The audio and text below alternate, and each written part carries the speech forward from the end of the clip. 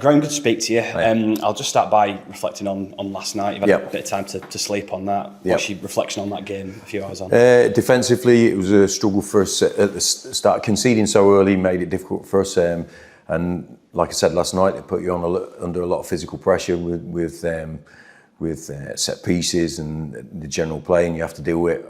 I thought we dealt with it in certain aspects, but not in others.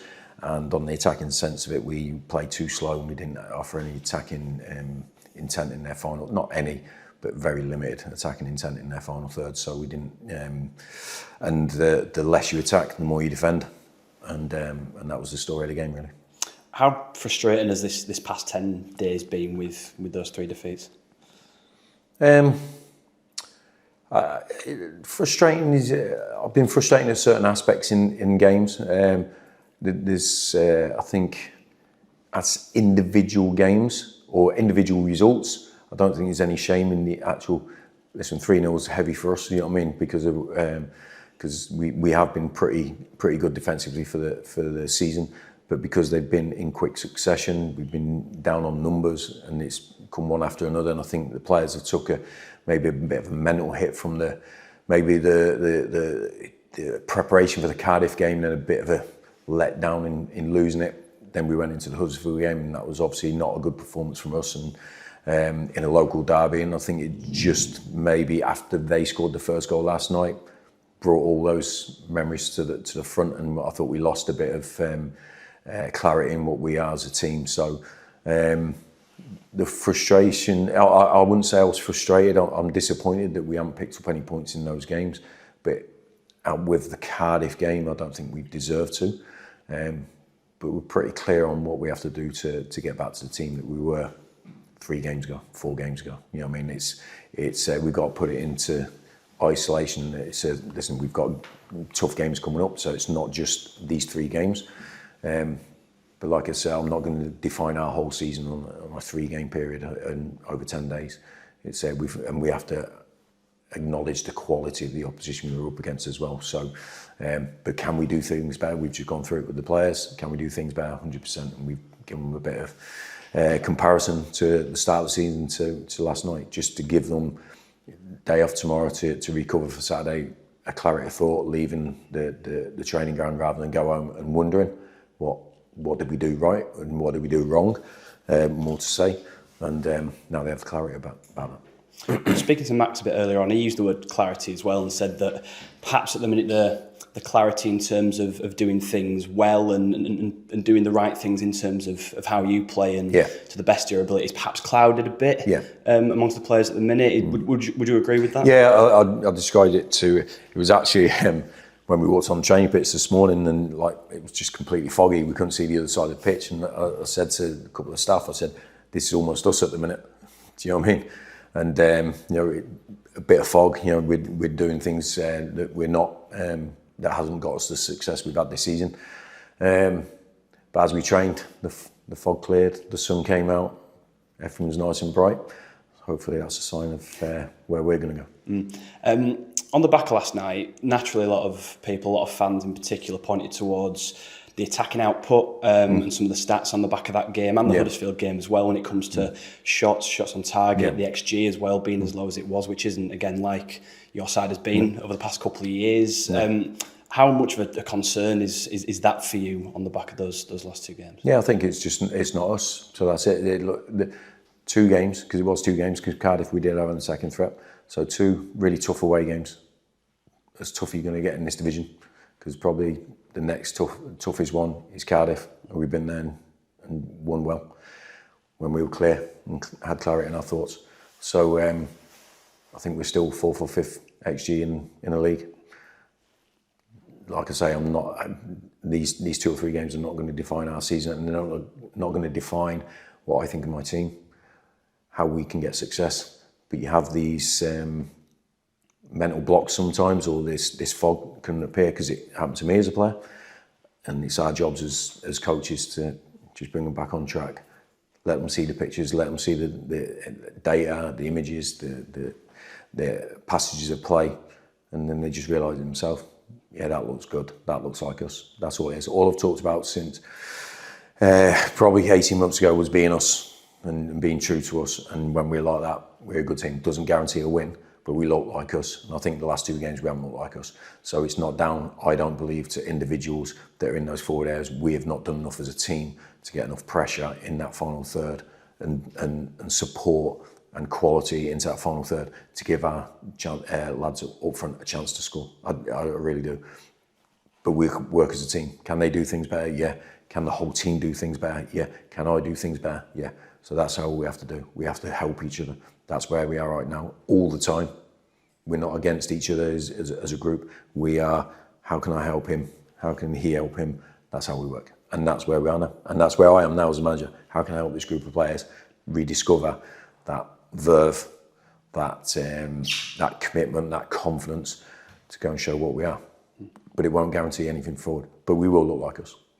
I know you've got a few days now before the Doncaster game still, but judging on this morning and what you've seen from the players, how have they responded, you know, in terms of that metaphor of clarity that you use as well? What was their mood like this morning? I think it was determined and focused to be better next time. That's it. I think we don't do sulking. You know, as soon as we come in the door, if I see that, we're breathing. We're living the life that we dreamed of. Let's get to work. I'm not into this whinging and moaning stuff. So we're here to work. That's why we're in training today. I saw a group of lads who didn't play train really well with great intensity. When we had the meeting, there was a lot of. I spoke to a couple just after it. Real clarity. I didn't even realise I was doing that. I didn't realise it looked like that. That's why we analyse. That's why we feed it back. So it gives you the bigger picture. And I'm not really the mood right now is important. That it's determined and focused towards Saturday, but it has to go all the way through into Saturday and into the game. That's the thing. Yeah, the focus part of it has to be driven through into the game.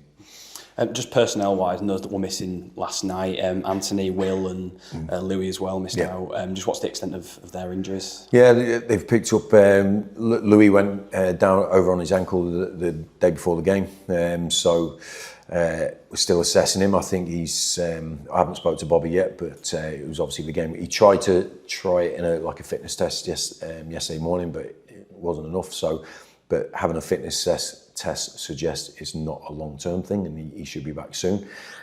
Sars, I think the same. Swanee maybe a little bit longer. Have you got any sort of timescales on? No, not really. No, because I'm not a physio. So it's not major long-term or anything like that. But obviously we need as full a squad as we can have as quick as possible. Naturally, at this time of year, Graham, the transfer question sort of cropped up again. Yes. 5 days, I think I make it, left of the window. Are you expecting a busy few days? Yeah, because we've got a game on Saturday, so we're busy with that, and we're busy with the window and trying to improve, trying to help the players, trying to support the players in what we feel we need. That is ongoing. It will probably go on till whatever time the deadline is on Monday, I believe it is, unless we've got the full capacity squad and we can't add anybody else in or no one else is going. So the work is constant. It's tough. We're in a league where we're not the biggest competitor and the biggest fish. We have to understand that and work accordingly. But we will strive to do the best for the team and for the players, because I think they deserve that. What they've done this season has been absolutely fantastic. And we want to try and prolong it as long as possible, and we will strive to improve as we always do in every transfer window, but we can't judge it until it is shut. That's the reality. Has that aspect proved a new challenge, perhaps, the fact you're in League One now and you've got other competitors that are, in terms of the size of the club, almost equal, if not bigger, compared to when, for example, you're in League Two, and it's obviously more of a selling point when you're in that division? Yeah, definitely, 100%. I think you can see the difference in League Two and League One. It's in every aspect: financial, stature, infrastructure, the facilities, the quality of the players, quality of the coaches. Everything has gone up. There's a lot of quality through the EFL because of the quality at the top end of the Premier League, and it's pushed a lot of quality down and pushed a lot of finance down into who we're competing against. And some we just can't compete against on that aspect. But every player we talk to, we sell what we are as a club, what we are as a group of players. But we can't put a gun to anyone's head. And we want people to want to be here as well. Whether they're here or they're somewhere else and we want to come, there's a level to where we want to show what we're about. But I think we have to have a self-worth of what we can offer a player. But we certainly have limits, like every club. But obviously some people have bigger limits than what we have. But we're fine with that. We're absolutely fine with it. We are trying hard. We get good support. And we've just got to work as hard as we have in every window to improve the team. But 100% there's been an uplift in the competitive level of what we can attract to Bradford. And when you get to this stage of a window as well, the last week of it, how much are you relying on, I guess, other clubs and other deals, other things to drop for players to become available, etc. That sort of chain reaction. Yeah, it is. It's always a chain reaction. Even like I said, with players moving out of us early in the window, we're not really determined. We can sort of structure it, but if no one comes for players, then we're not in charge of it or we're not in control of it. So it's all interwoven. Everyone's connected to each other, and there is a domino effect where people will hold their player until they get this guy, and then he's available, but you don't know because they're not actually telling you that. And so, in just in case he stays there, and that's how the game works. But we're in contact with a lot of people, a lot of clubs. And we try. At the end of the day, we're trying to improve a really good team. That's the thing. We're not scrapping around at the bottom where anyone will do. We've got a really good team, and so finding players that fit into all the other profile aspects of signing for Bradford and improve us. It brings that pool of players to a lot smaller, and then you find you're competing with other clubs in our division for the same type of players. Last one on transfers.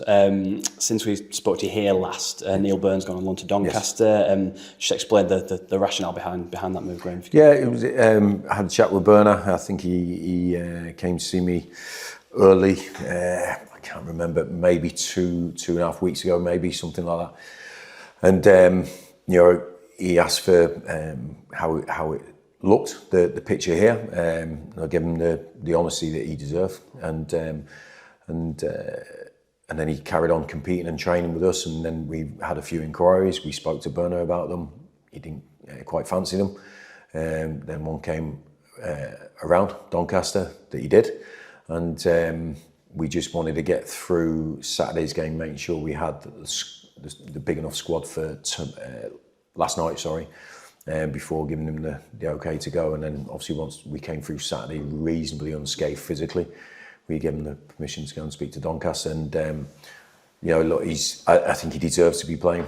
Brilliant pro, brilliant guy, massive part in us being promoted last year, and just one of life's good guys. And we really hope it goes well for him. He's a fantastic guy, and we're so pleased we got him 18 months ago, because he came in, achieved what we wanted to achieve, and that was promotion out of League Two. So he deserves great credit, and we really wish him well going forward. Just for clarity, is he eligible this weekend for Doncaster to play against you? No, because it's a loan move, so the rules take that out of the equation. On Doncaster, it's probably fair to say they've got the better of you in the last few times you've met them. Yep. What makes them a difficult side to come up against, and particularly in those last few games?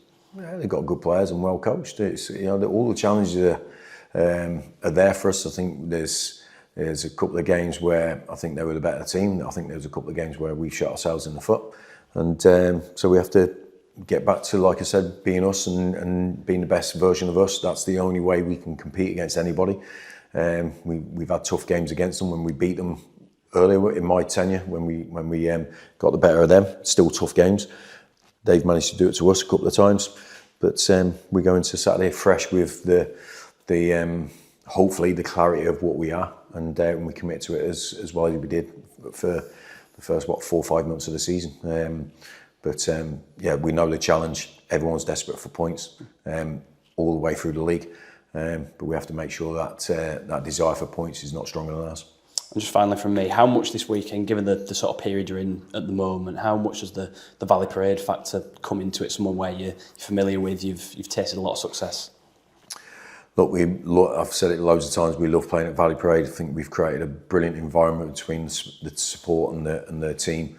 I think they've seen and we felt that support. We've had a tough, opening period to 2026 before games out of 5 away from home against top opposition. So it's been tough. So it will be good to get back to Valley Parade, I think, to feel that support and that faith. But we've got to repay that with a performance. That's how it always works. But I just want the support to continue to show that faith in what a great group of players we have, like as in characters and personalities, and what they've done so far this season. It can't be underestimated how well we've done right up to this point. It can't be underestimated, just be overshadowed by the last couple of results. But we live in the here and now, and we have to do better than we have done in the last 2 games. That's right. That's what. Okay, mate, cheers. So, Graham, obviously talking about the window, when Max was sort of saying, talking about what you're up against financially in some of these clubs, I think Max was sort of saying, Huddersfield spent £1 million buying a player the other week. Does this month sort of also often remind you of some of the muscle you're having to compete with? Well, yeah, I think it does. I think because I think up to the January window, we were aware of people's squads and financial clout and everything, but I think we've gone toe to toe with everybody and shown that we can compete on an even keel when we do our thing. You know what I mean, to the best level. But then, and the pitch is a great leveler if you do things right and all this lot. But sometimes off the pitch, it's not a leveler. It's just a simple fact of some people have more than others, like we did in League Two when we had more than others. So it's a normal scenario for every level of league football, where there's a disparity in budgets and stuff like that. But we work in a way where we try to overcome those gaps. And we're comfortable in that zone. We don't moan about what we have or haven't got. We're grateful for what we have, and we want to make it work for the best way for us as we can. Have you sort of changed the club's approach in terms of recruitment because you're no longer the inverted commas big fish? Yeah. As Bradford City in League Two now, obviously there are huge fish around you. Yeah. Is it sort of slightly different approach? You sort of got to change the way you perhaps look at targets because you know that there are potentially clubs there who could blow you out the water. Well, look, we try to ascertain really quickly if the player is available. Sometimes we're looking at a player that we don't know whether he is, and then sometimes players come to us, through agents, through clubs, and they say, look, this player could be available, and we quickly establish how much that would look like, and quite quickly we can just go and put a line through that because it's too much money on either the wages or any potential fee or anything like that. And then there's others where we go, actually, we've got an opportunity there. So we try to trim down the workload that we have to gettable targets, and we have ambition. So we have tried for people that have gone elsewhere. That's commonplace. But that happened to us in League Two as well. So it wasn't just like we could hoover up the talent. There were still fierce competitors on a financial and a club level. But certainly at this level, they've gone bigger. And I think the level from the top budget to the bottom budget is extreme, whereas not as extreme in League Two because of the nature of the club. So, so I think this is why it's important for us to have profiles of players, what we believe will fit into our system, because we haven't got what we can go out and go, right, 3 match winners and go, it's just down to them. And I don't really particularly want to create a team like that. We have to have a collective. And for a collective to work, they will have to fit together.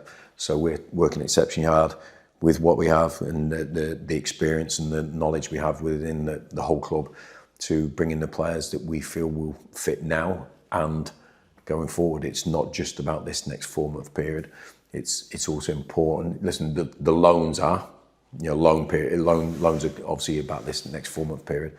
But any permanent signs that we could potentially make are not just for this 4 months, they are for going forward. Or we will be constantly bringing players in and moving them on in quick succession. I don't think that's good business for a football club. I was going to say that's the juggling that this time of the window, and sometimes it's the short term with the longer term, isn't it? Because say loans point of view, it's right, bang, go out there, and presumably when you're profiling players, you probably haven't got the time to go into as much depth as you would do in the summer. If you were looking for a sort of 2-3 year deal, when you've got a couple of months to do the deal, isn't it? Yeah, look, there's some players that have got a real bank of evidence to be able to just analyse them straight away, and you might know those players, or you've got people in the club that might know those players, as we've had with people like Max and stuff, and Curtis Tilt. But I think there's other players, younger players, that haven't got that, and you sort of have to make an educated sort of opinion of what they might bring to you and all this lot. But I think we brought in 4, 5, maybe 5 loan players in January last year. Couple really good, couple iffy, but they all contributed to what we achieved in the end. And I think that's it. This is a problem as well. I think when we were speaking to potential players or the agents of potential players in December, was people were looking at it and going, well, how am I going to get into that team?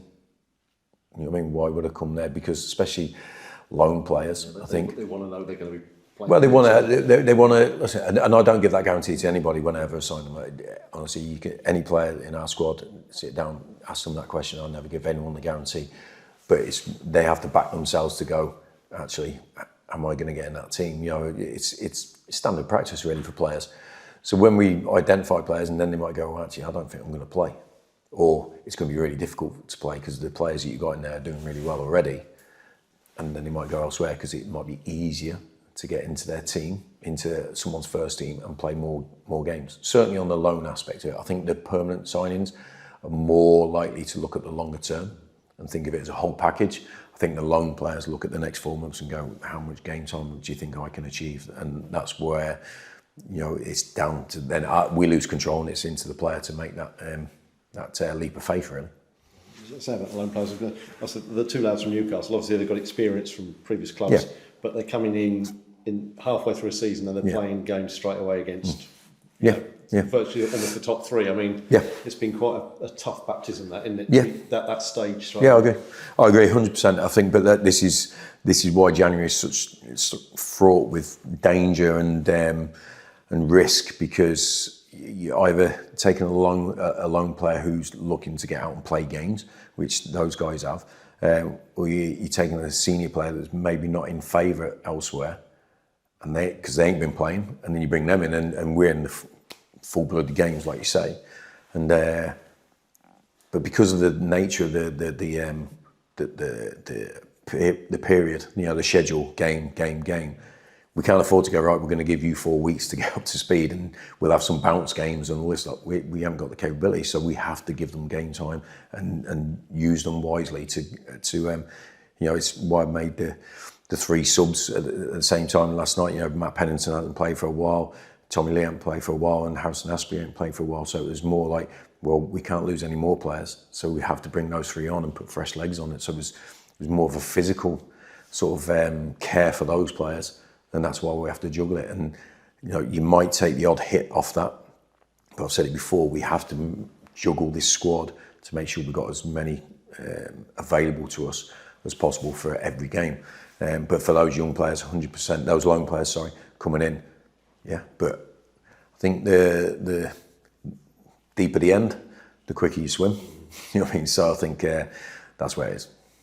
And obviously, you said about, you know, the last couple of days. I mean, with the injuries to Sars and you know, Will Swan, I mean, players like that, has it sort of changed your outlook in terms of the window, what you're looking at, because do you have to sort of think that's slightly short term because of you know, the scenario now? Yeah, I think there is that aspect, because we've got 2, you know, gaping holes there in, you know, squad. You know, not so much Louis, because obviously he's just joined us, but certainly Swanee and Sars have played significant parts this season.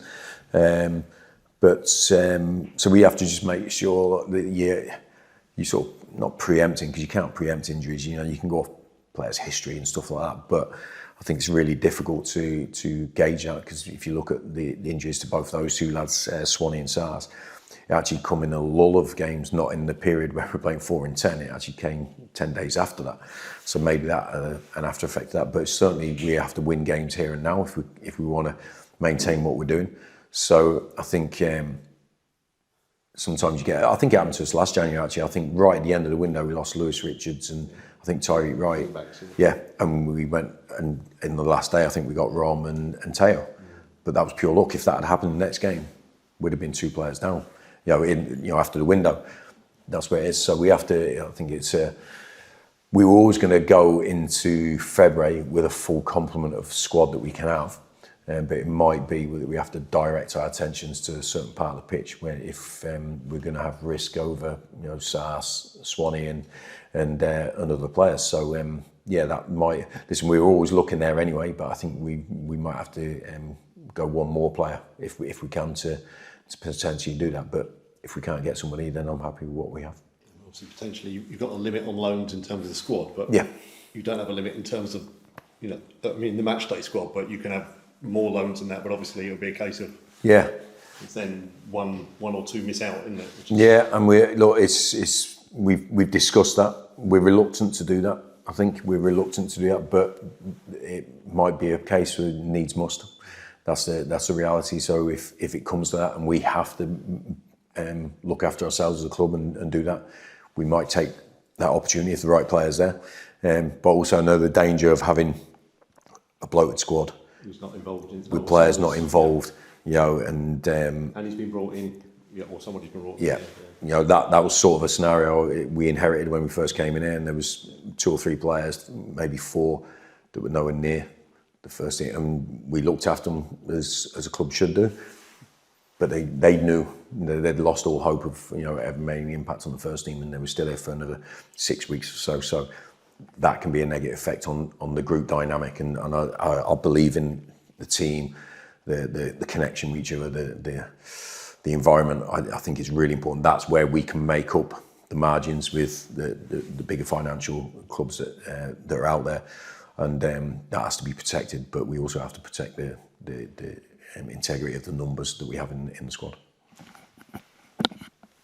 It's been a tough week, Graham, obviously, but you've still got an opportunity at the end of it. And if you get a win there, psychologically, that could be hugely significant in your season, couldn't it? Yeah, but you're right, because we all like to feel confident, we all like to feel worthy and successful in our daily work and everything. But I think we've tried to build up a mentality that we're not based on momentum, and we're not based on, we're confident so we're winning, or we're not confident we're losing. You know what I mean? We've tried to get a balance between everything. So almost like, I made this analogy probably 2 years ago to the team, and I think it was actually after that 4-game period, the Harrogate game, all this lot, when I spoke about the analogy about the boxer. He doesn't go into a boxing fight and not expect to get hit. He knows he's going to get hit, but he's prepared for that mentally and physically. So that's what we sort of try to have in it. That's going to happen. How do we react to it? And that's the biggest thing. Going for a season hoping you don't lose, you're setting yourself up for a fall. Do you know what I mean? So we don't plan to lose, obviously. But when it happens, you go, okay, that's natural, but how can we just correct it and be the best case? So that's the clearest way I can speak about it, really, that we expect to get hits, but we're mentally and physically prepared for those hits, and we keep going. And that's the biggest thing for me. So what we don't want to get to, which we had when we first came into this club, was this desperation to, certainly at Valley Parade, to win the game in the first 10, 15 minutes. And we left ourselves open, and we got hit, and we couldn't get back off the floor. We took that away from the players. We gave them a composure and an understanding of the game is 95 minutes long. Whatever happens in that during that period, you can still compete straight after that, and that's the mentality we want. Not on just whether we feel good or not. If we're slaves to our feelings, we're going to be in a difficult spot. Yeah, I know what you mean. There's obviously some frustration from supporters. I mean, I suppose that's part of the gig of being Bradford manager, isn't it? You're a huge club in League One, even though you talk about finances this time, but it's still a huge name in the division, isn't it?